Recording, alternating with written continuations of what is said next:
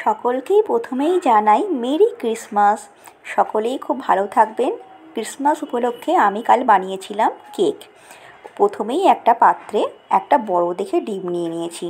ওমা, ডিমটা ফাটিয়েই দেখি দুটো কুসুম, তাই না? আর একটা এক্সট্রা ডিম নিতে হয়নি, ওই ডিমেতেই যা হওয়ার হয়েছে। এবার ডিমটাকে ভালো করে ফেটিয়ে নিলাম। এবার নিয়ে ওতে মিশিয়ে দিয়েছি চিনি। অনেকটা পরিমাণে চিনি নিতে হবে, কারণ যখন কেক বেকড হয়ে যায় অনেক সময় দেখা যায় যে একটু মিষ্টি কম হয়েছে। সেই জন্য চিনির পরিমাণটা আপনারা একটু বেশির দিকেই নেবেন। তবে চিনিটা আমি দিয়েছি এমনি, আপনি যদি গুঁড়ো করে দিতে পারেন তাহলে খুব ভালো হয়, তাড়াতাড়ি মিশে যাবে। এতে দিয়েছি সাদা তেল, আর দিয়েছি একটু আগে থেকে মেল্ট করে রাখা বাটার। ওই যে দেখলেন ছাঁকনি করে বাটারটা দিলাম, ওটা একটা পাত্রে আগেই মেল্ট করে নিয়েছিলাম। এবার দিলাম হাফ কাপ মতো দুধ।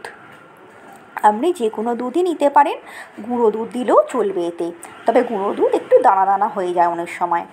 এবার ভালো করে মিশ্রণটাকে কিন্তু খুব ভালো করে মেশাতে হবে, যাতে কোনো দানা বা লাম্পস না তৈরি হয়ে যায়। এবার দেব বেকিং পাউডার আর বেকিং সোডা। এর সঙ্গে দিয়েছি ভ্যানিলা এসেন্স, দিয়ে ভালো করে মিশিয়ে নিয়েছি। ভ্যানিলা এসেন্সটা আপনি দিতেও পারেন, নাও দিতে পারেন। এছাড়াও আপনি চকলেট ফ্লেভারও করতে চাইলে চকলেট এসেন্সও দিতে পারেন, যেটা ইচ্ছা আপনার। এবার ময়দাটাকে আগে থেকেই চেলে রেখেছিলাম, এবার ময়দাটা দিয়ে দিলাম মিশ্রণের মধ্যে। এবার একটাই কাজ, ভীষণ ভালো করে শুধু ফেটাতে হবে।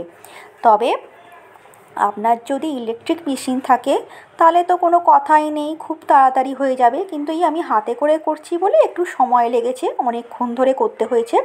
এবার একটা পাত্রের মধ্যে আপনার যদি বাটার পেপার থাকে তাহলে বাটার পেপার দেবেন, আর যদি আমার মতো বাটার পেপার না থাকে তাহলে ওই যে পাত্রে বাটারটা মেল্ট করেছিলাম ওই বাটারের মধ্যেই সাদা পেপারকে ভালো করে এপিট ওপিট করে লাগিয়ে নিয়ে এটাতে দিয়ে দিয়েছি, যাতে না বাটির তলায় লেগে যায়। এবার এই মিশ্রণটা দেব, আর এতে আপনার পছন্দের মতো যে কোনো আপনি ওই ড্রাই ফ্রুটস দিতেই পারেন। আমি দিয়েছি হচ্ছে কিশমিশ দিয়েছি, মোরব্বা দিয়েছি, আর একটুখানি ক্যাডবেরি দিয়েছি, আর ওপর থেকেও দিয়ে দিয়েছি মোরব্বা আর কিশমিশ আর কাজু। এছাড়াও আপনারা চাইলে আমন্ড অথবা পেস্তা যা ইচ্ছা দিতে পারেন, আপনার খুশি মতো। টুটি ফুটিও অনেকে দেয়।